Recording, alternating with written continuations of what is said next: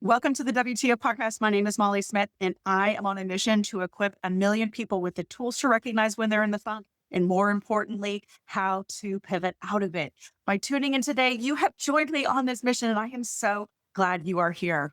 Today's guest knows what it's like to build something successful and then realize that it's no longer the full expression of who she is.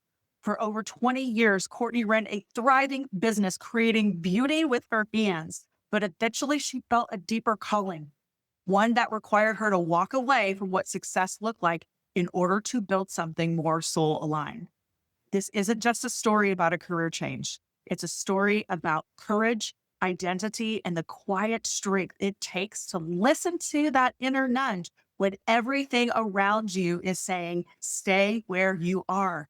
If you have ever questioned whether it's too late to start over, or you felt that pull towards something more aligned, this conversation is for you. Let's dive in with the incredible and insightful Courtney Gray. Courtney, welcome to the WTO podcast. Thank you for having me. It was such a beautiful intro. I'm excited for the conversation after that intro. Well, it's your story, right? It's your story. So Thank I you. love it. Well, tell us a little bit about this business that you've had for over 2 decades. Yes. Well, so first I'll tell you that I graduated college, but my whole plan, my husband and I's plan was just for me to be a stay-home mom. And I say just, but to not work, Sure. to have babies and to be a stay-home mom, which I was so excited for. But I quickly realized that I wanted to do even more. After we had twins right out the gate. We ended up having 3 little boys eventually, but I, started doing fused glass when I was in college. It's just a Oh, different style of glass work. And so when my kids were sleeping, I would make night lights and bowls and platters and stuff. So I started making glass when they slept. And then I eventually started doing jewelry. And I started getting into stores and I built a website and it started growing, growing, growing. And it was never part of the plan. But as it started growing, I started getting more excited, more deep into the entrepreneurship game, started listening to little Gary Vaynerchuk and absolutely. yeah, I know. And this was back in the day. I remember, I'll just tell you for all the entrepreneurs that listen, back in the day, I remember making a video for Facebook, like or in my studio. And I was like showing them, I do this and I do this. And I spent like 9 hours working on memorizing this video, right? And I posted this 3-minute video. And I think I had like 3,000, 5,000, so many thousands of people watched the entire video within the first like 2 hours. So this is the old days of like people Yes. had attention, people had focus and they were giving it to me. So it was amazing. And I ended up building this business and setting a goal just in a very fun way to make more than my husband. I told him I wanted to be the breadwinner. That was going to be my goal. And I did that. And it was just absolutely amazing.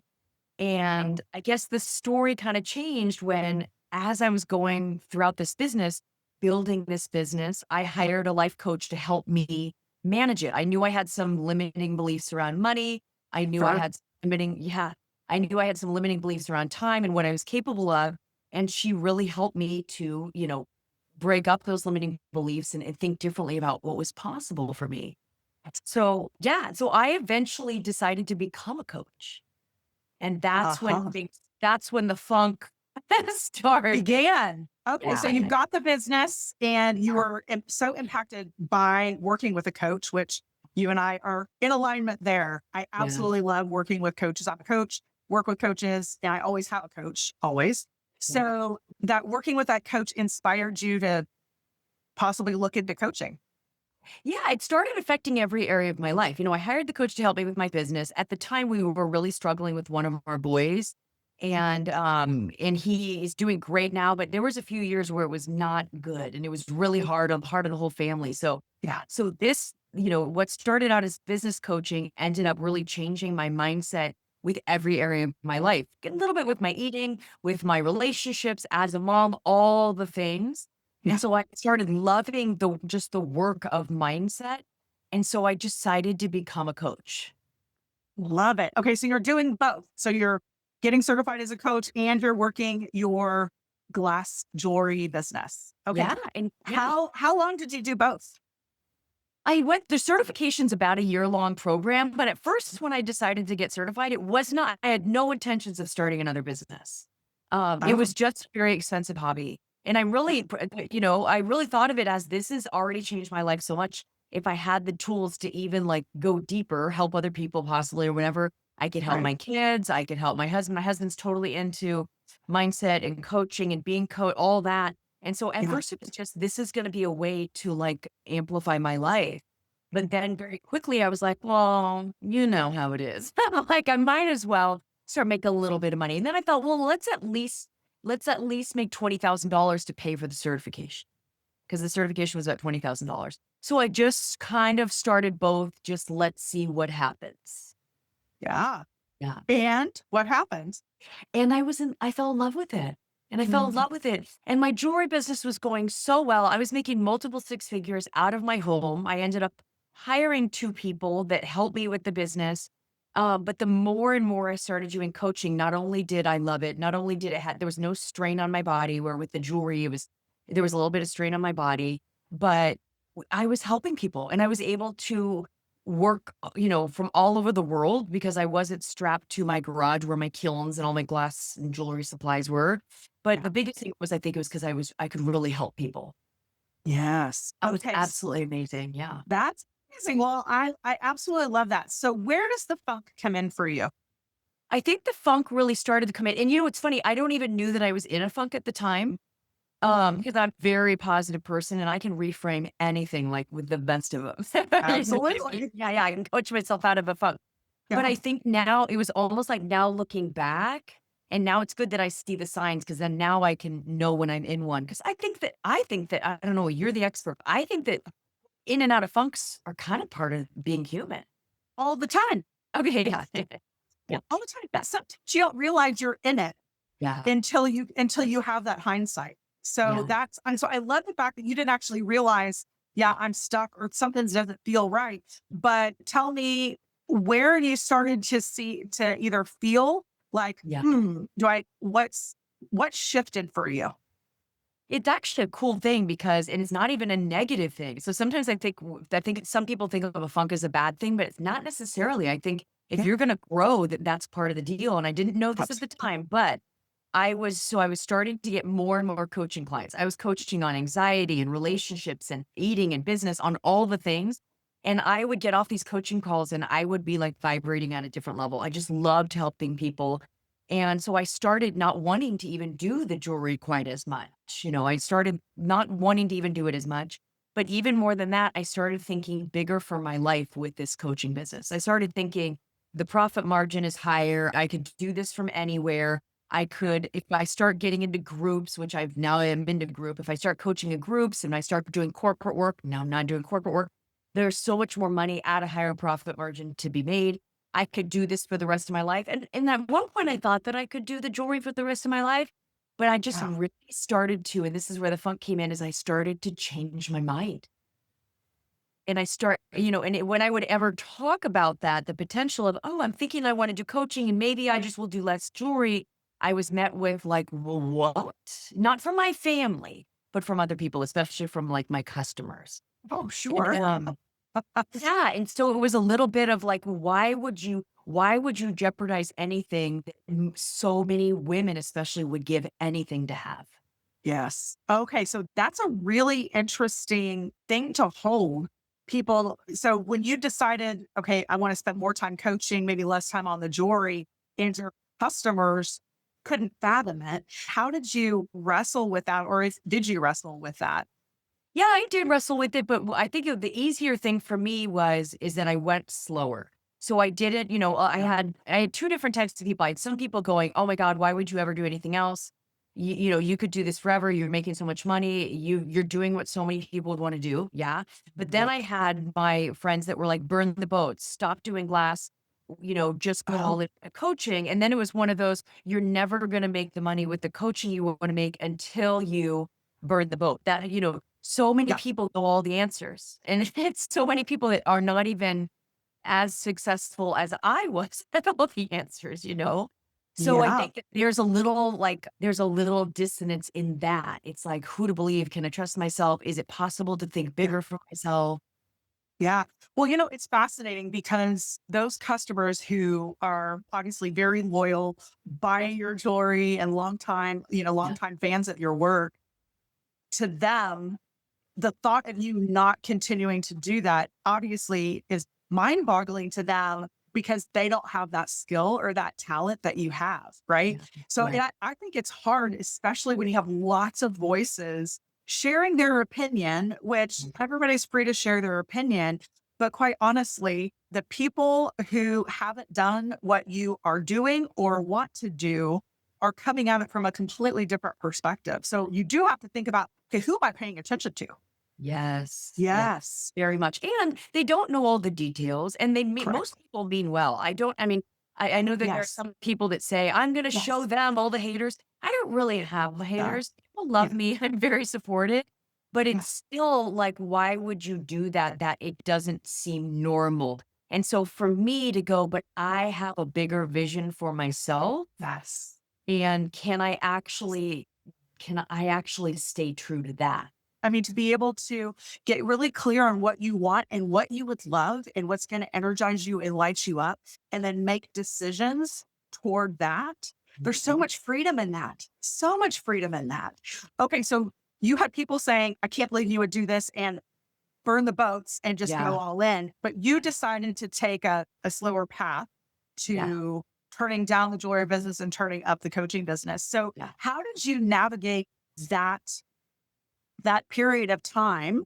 And what were some of the mindset things what were some of the thoughts during that period? Yeah, good question. Well, so the first thought is like anything's possible here. Like I get to decide, like I really want to think anything's possible. I don't have to listen to either or of those two camps of people. And Yeah. so I really decided for myself, I'm like, I want to get the coaching business to six figures. That just like as an entrepreneur and, Yeah. feels more, it just feels I guess more secure. And security is one of my, core feelings Sure. that I to have. And so I think that was one of my thoughts is let's get it to six figures. So then it's for me, it's a no-brainer, right? I've proven to myself Yes. this is something legit. And Yes. then I just slowly started saying what feels right. I'm constantly going back to what feels right. So I started slowly, like I made a lot of money doing my local farmers market. Like people think about setting up a booth at the farmers market and they think like a few $100s. So I'm making thousands of dollars every weekend at the farmers market. But it was a Amazing. lot for years. It was a lot of energy and a lot physical and mental and Yes. a long time. So I stopped doing that, which was just such a huge gift. And also, and then to be able to figure out how to live without that salary while I'm still trying to build my coaching business. So I just kept saying to myself, what makes sense now? Where do I want to go now? What do I think this is going to free up time to do? Like one of the things I did just a few months ago is I started a YouTube channel, which I have a great writing podcast for my coaching business. And I'm on Instagram, but I really felt like YouTube is it's That's a longer format. It's a search engine in itself. And, it just makes more sense than yes. to jump a reel on Instagram. So Mhm. I finally got to a place where I'm like, what if I give up this next part of my jewelry business?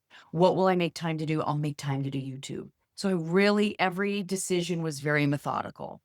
Okay. All right. And so how long between the time you decided, yep, I'm going to wind this down to now, because now is when you've finally turned it all the way off? Yes. Yeah, I just Okay.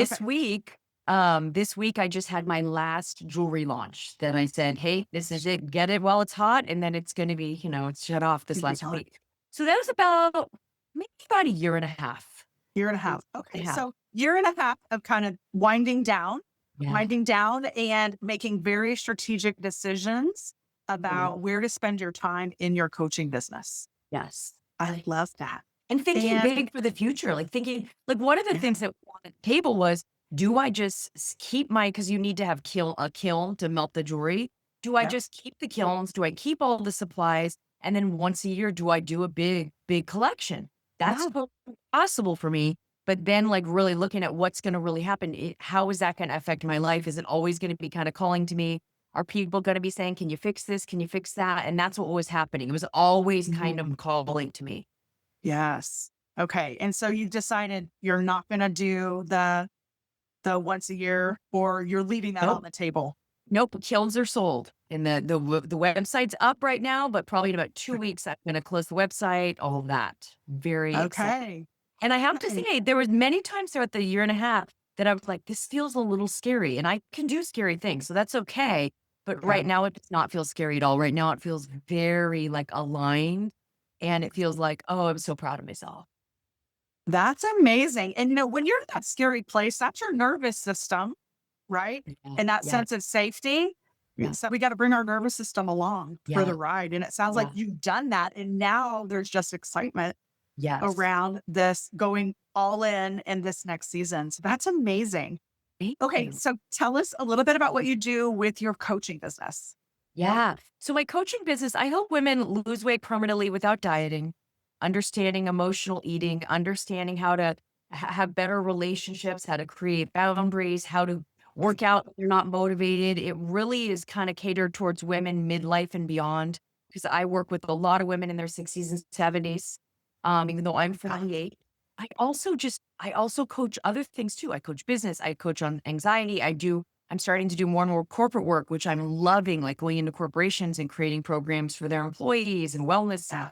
wellness programs. So I'm just loving and really embracing all of it at this point. Oh, that's amazing. Well, you and I share something in common, and that is our emphasis on the emotional aspect of how we show up in our lives, right? Mhm. That being able to name, attune, and acknowledge our emotions is such a key part, especially in the world of health and wellness and weight Yeah. loss, right? Yeah. How do you incorporate that into your coaching practice? Yeah, we talk a lot about emotions with my coach with my clients, and I also Yeah, talk a lot about the brain.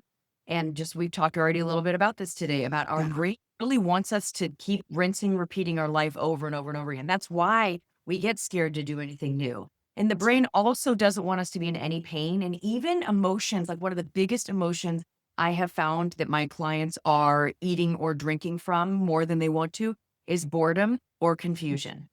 And so it's like when we think of negative emotions, when we think of emotional eating, for example, oftentimes we think of someone like crying and eating ice cream at the same time. But that can happen, but that's a very yeah. dramatic way of thinking about emotional eating.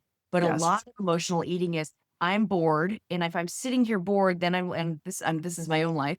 There was one time where I was really trying to not work as much. And so I would sit there and I would be like, okay, I'm a little bit bored, or maybe I wouldn't even acknowledge that I was bored, but I could just, I was bored. And I'd look over at my husband and he would be doing something else and my kids would do it. And I'd be like, what is my life? And I would start to question my life and I would start to question my relationship. And our brain really doesn't want us to feel any negative emotions Exactly at right. all. And so the solution to getting out of that was making cookies and eating five.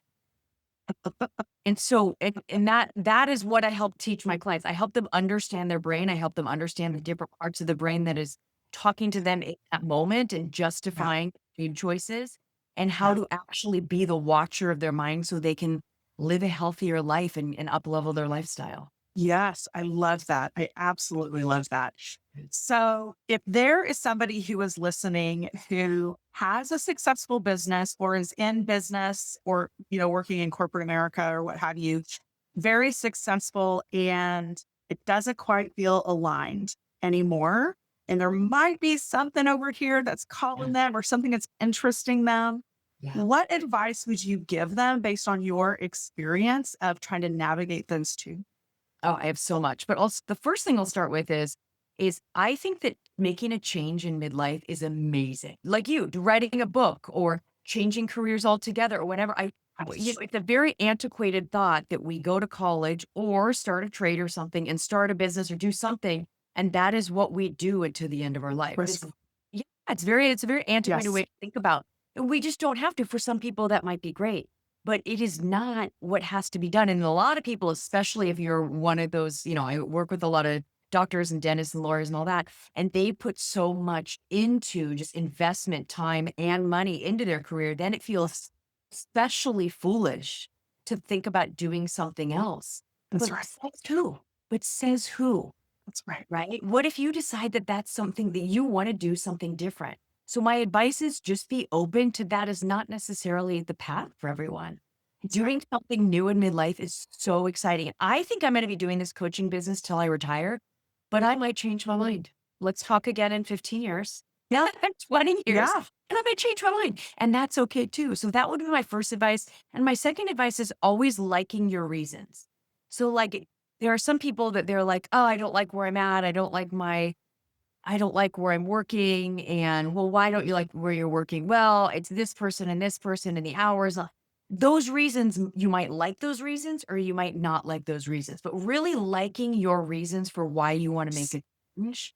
And Yes. asking yourself, what is my reason for wanting to do something different? That's right. And are you running away from something or are you moving Exactly. towards something that feels more aligned, energizing, lights you up and all of those things? Yes. Yes. And another thing, Molly, too, is can you start advocating for yourself, putting yourself first, Yes. and doing what you want to do, even within your current situation. Sometimes we think Yes. what leaving our current situation is the answer. And I will say, I'm very proud to say that with my jewelry business, I really got to where it was dialed and I really felt good about it. And I still wanted to walk away. Yeah. Oh, yes. Okay. So that's a really good kind of barometer, if you will, Yeah. that you pared it back and then you're like, it's still not where I want to be. So Yeah. I love that, Courtney. Well, thank you so much for sharing your story. And hey, everyone, if you are listening and you think that somebody in your life might benefit from this episode, please share it and help me reach 1 million people and equipping them in recognizing when they're in the funk and more importantly, pivoting out of it. Thanks so much. And we'll see you next time.